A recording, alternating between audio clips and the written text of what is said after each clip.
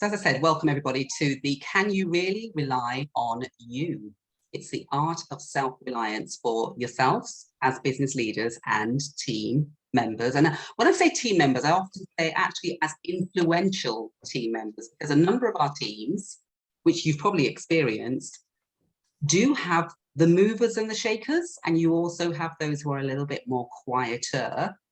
But this aspect of this emotional intelligence trait, self-reliance, is quite an interesting one. And let's see how we progress as we go through. And as I said, Rob, and anyone else on the call, do just unmute and interrupt me if you need to, because I'd rather you deal with it as it's fresh in your head rather than leaving it till the very end. But do grab pen and paper and do take notes as well as we go along.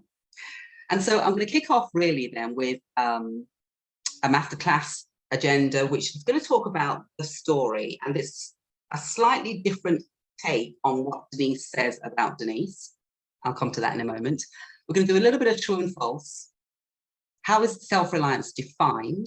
And just like the invite, self-reliance journey stroke tips, or actually will it be team reliance? And an example of how to measure those emotional intelligence traits as well, some examples of that. And that would be short and sharp as ever, like the last 4 weeks where we've done empathy and we've done optimism, and hopefully those of you who've joined before have been using what you've learned, hopefully. And if you haven't, then by all means do come back to me if there's anything extra that you need to know and understand, and I'm more than happy to do that with you, no problem. So let's go on then to the story. So those of you who do know me, and I know most of you on the call anyway, but for those who are listening to the recording, I don't often talk about accreditation, certification, qualification. The evidence is in what I do. And so I wanted to put this picture actually of, this is a picture of utter self-reliance for me. And the reason why I say that is because actually it's my mum's house that she built. She was, as she passed away 2 years ago, a property entrepreneur. And I've seen over a period of about 15 to 20 years where she went from property 1 through to property number 8. And I say number 8 because she actually had 8 children. I'm the second to last one. And she built a villa, which you can see in the front of you there, where actually 8 bedrooms are there because she wanted a villa where there was a bedroom for each child, even though we're all grown up and gone to various parts of the world. But she did it with utter self-reliance, relying on anybody else? We'll come to that in a second. Relying on a team? And I put that picture there because I want to highlight that actually, yes, self-reliance can cause you, and when you work on it and your emotional intelligence trait, it can create something like what you can see in front of you. But actually, is it the be all and end all? We shall see. So let's start off with a little bit of true and false. First one, what is self-reliance? So decision-making is considered, so you're free to unmute now or use the chat, whichever you feel comfortable with. Decision-making is considered with others, but they make the decision, as in the person, or if it's you. So Denise makes the decision. It's considered with others, but Denise makes the decision. Is that true or false for self-reliance? What do you think? Somebody who's got a strong self-reliance trait. What do you think? Could be both, couldn't it? Why do you say that? Because self-reliant, you can't just make the decision on your own without considering others. I think you'd still be self-reliant, or if you went the other way and considered others, but still made the decision. My opinion. Yeah.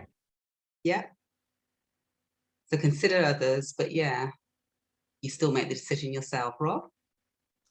I actually think it's quite a true statement. I think if I look at the decisions that I make, both with the company and also from a personal perspective, even if I don't seek counsel in others, I look at their position and I try and think of where they are. So whether I'm actively seeking their judgment or not, I'm taking into consideration what I know of them. So therefore I am taking other people in, but ultimately the buck stops with me, both in personal life and with the business. So yeah, I make the final decision, but with knowledge of there are consequences. Yes. And that's an interesting part, actually, because you're not just thinking through making the decision, it's about actually what are the consequences of that decision as well. Yeah. Which actually takes us on to number 2. So I would say yes, number 1 is true. Number 2 is sometimes act despite the consequences. Somebody who's self-reliant. Yes. Because it's kind of spontaneous and you might be in the moment and you act. And then you go, oh gosh. And then you start to reflect and think and take that sort of resilience tact. Sometimes it's too late. Hindsight, they say. Yeah. And sometimes when that happens, you take it on the shoulder and say, well, we'll get through this. Next. Yes. But should that be the way that we are as leaders? No, not all. Interesting. So that one's a little bit of a true and a false. Yeah, I wouldn't say they're mutually exclusive. You're mutually exclusive. That's your statistics coming out there, Rob, isn't it? It could be. I think sometimes it is damn the consequences. And certainly probably more in personal life than with business. We kind of think, what the hell, I can get over this, or my daughter is going to be annoyed, but it's the right thing for her, or whatever. I think, despite the consequences, I think, the two are not mutually exclusive. So yeah, sometimes we act in that regard, I think. Indeed. And so number 3, responsible and accountable is their middle name.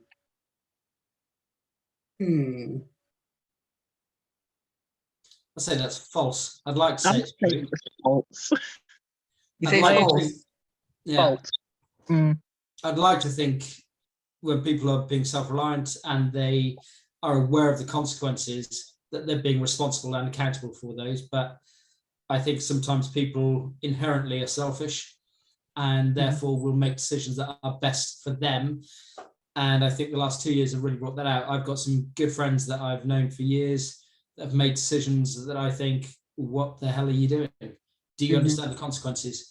And they probably do, but they don't care. And that is the responsible and accountable, because I don't think they're responsible and I don't think they're accountable for it, but they've gone and made it, and they were lucky that the consequences weren't too bad.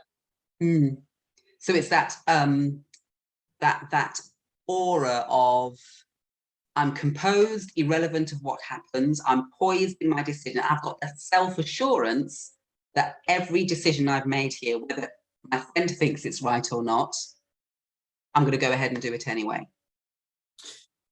I think the selfishness that embodies them, and I think society in general at the moment is probably more focused around, what's the way it's explained? I'm entitled to it. Yeah. And actually, that entitlement isn't hitting the younger generation. I think it's hitting the middle to older generation more than the younger generation. Yeah, interesting. And so they have a strong self-belief, true or false? I would say false. I'd go back to the point that they've got strong self-entitlement, which is different.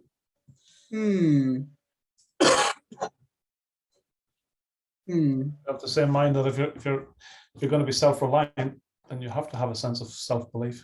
And I guess I've given it away there slightly with strong self-belief, because strong self-believers tend to, irrelevant of consequences, irrelevant of the actions, decision that they've made, the options they've chosen, they believe that they've made the right choice, even though others looking on might see it as being slightly different. What about that? Yeah, Sandra? others looking on could possibly see it as egotistical. Yeah. As opposed to, you know, thinking that person is very self-reliant.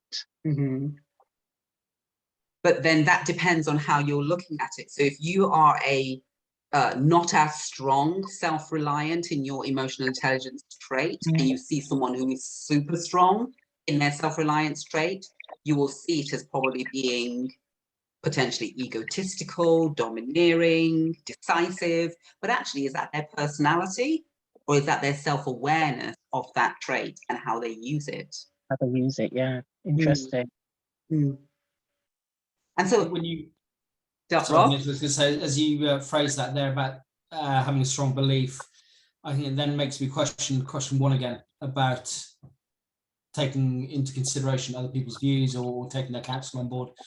I think those that I believe have strong self-reliance or acutely aware of their EQ can listen to others without feeling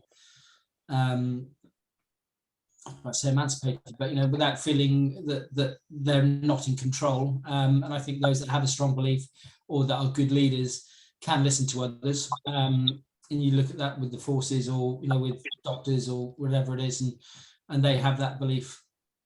Yeah, absolutely, absolutely. And you're right. It depends on the circumstances. It depends on the decision that needs to be made. What type of decision is it? What is it in terms of priority, urgency, importance? You know, does it include your family? Does it include, oh, it's just a friend, so, and it's not a dear friend, so what is the decision I'm going to make? There's lots of, you know, innuendos around this, and so these true and false statements are not true at all, or necessarily false, but it's getting you to think about that trait from your own standpoint, really, as for you as a leader. And so when I was doing this with a team the other day, and they came up with a number of, because I don't want to tax you, come on, it's Wednesday afternoon, evening rather. I don't want to tax your brain too much. So I borrowed this one from the team that I did the other day. And these are the words that they came up with.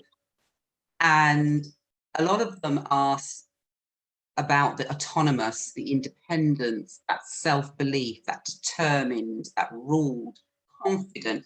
They're all touching on pretty much touching most of the other emotional intelligence traits as well. So you can't really take self-reliance separately by itself. But what it is showing is a lot about self before you even consider others, and before you even consider any processes you're using or any systems that you're involved in, or even the bigger strategic picture, so to speak. And so it was interesting seeing some of the words that came out when I did that with them last week. But it made me think about self-reliance from your life. Think about how you have grown up as a toddler, and those of you who have had children, for instance, think about when they're standing on that settee and making their way across and trying to walk.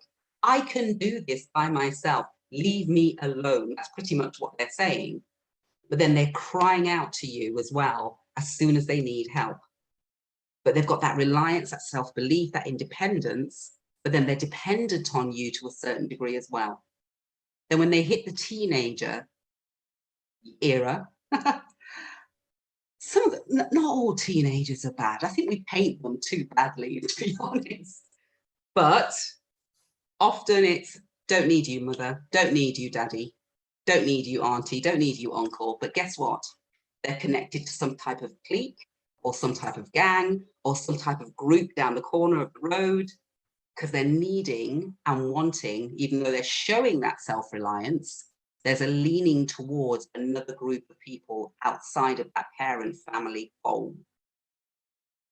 And so then you think about university, and I was thinking about this from this perspective, in that you're out in the big wide world. You now have to study. You now have to get it done. You now have to be very reliant and independent and self-believing, but you then have to also, come on, we're going to stay up all night and do an all-nighter because exams are here, or some type of delivery has to be done. And there's a dependence to a certain degree from that perspective. How does it evolve? And how are you now versus when you were a toddler, a teen, or just come out of uni, or going into your career and corporate or business world? Does that ring any bells with anybody?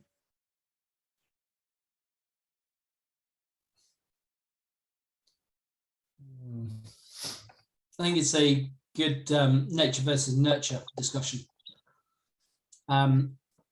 Nature tells us we have to get up and move. It's a fight for survival. And actually, I think the nurture is the dumbing down, or society's way and parents' way as well of, actually, I don't want any harm to come to my little girl. And therefore I will protect her as much as possible. But in nature, whether it's a chimpanzee or whether it's a couple of lions, whatever it is, they will go out and they will push boundaries and they will start to play rough and tumble with others. We want to protect them as adults. I think we've just gone too far that way. So we need to expose them a little bit more, I think, in there. So, yeah. Yeah, absolutely. And even the ones who are absolutely super strong in their self-reliance when they're 2 or 3, you've spotted them.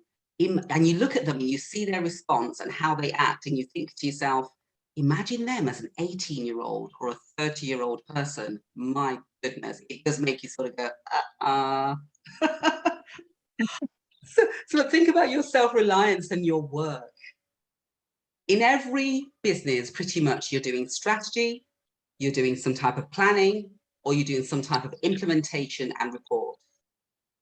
So when you consider that, if you are a strong or middle of the road self-reliant person, at some stage you are going to be dependent on talking to the team, liaising with the team, or are you just going to go and just write the strategy yourself? Now, if you do that by yourself because you've got strong self-reliance, I'm going to put to you, actually, if you'd considered sharing that with someone or the team or a mentor, actually, there could be aspects of that strategy that could be slightly different, that could work out differently, that could be placed in a different area. The same would happen with your plans. Could the milestones be different if you spent time sharing it with the team and shuffling milestones around, possibly bringing things forward, taking them to the right? And then also, if you're going to be implementing and creating reports, if you share that with the team rather than doing it all yourself, could that make a difference as well? Any thoughts? Absolutely. I mean, I say that because teamwork, it helps. If you are leading or managing, you should be delegating as well. So you could create, in your self-reliance state, create a draft that can be input by others so that they can add to it, and it makes then a team strategy, because we want everybody to work to that strategy. So if they don't own it or get the buy-in, you have more obstacles to overcome. Absolutely. And I've seen it where I'm going for the buy-in, but the buy-in is, I'm going to tell you what the strategy is. Yes or no, and I'm going with it anyway. Or the buy-in could be, I'm leaving this strategy open on the whiteboard. Remember whiteboards? Feel free to pull it apart, rip it apart, put it back together again. Team. And it can vary depending on the type of leader that you are, or actually what time of the year it is, or how much money needs to come in, or how much sales, or whether there have been any incidents, or how many students have actually, you know, in your case, Sandra, in education, have actually booked in for the year. Yeah.